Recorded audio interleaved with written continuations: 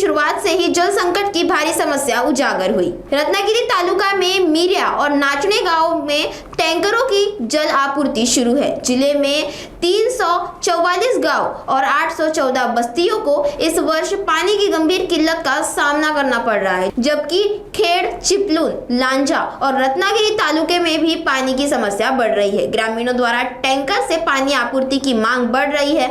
आने वाले दिनों में पानी की समस्या और गंभीर होने की आशंका रत्नागिरी जलापूर्ति विभाग ने जताई है। आपण पाहिलं तर एप्रिलच्या सुरुवातीलाच कुठेतरी गावामध्ये टँकर धावतोय। पाणी टंचाईच्या झळा गावाला लागतात दिसतात। मिऱ्या गावामध्ये सध्या परिस्थिती आहे, काय सांगाल? तर आता पाणी खूपच कमी आहे मिऱ्या गावाला। तर आता मार्चपासूनच कमी होतं, पण एप्रिलपासूनच कमी होतं, तर यावेळेला मार्चपासून कमी झालं। तर ग्रामपंचायतीने ऑर्डर देऊन आता हा पहिला टँकर टाकण्यात आला।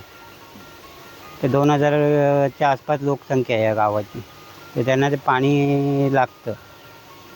रोजच्या रोज रोजच्या रोज टँकर धावतो का? टँकर रोजच्या रोज लागतो।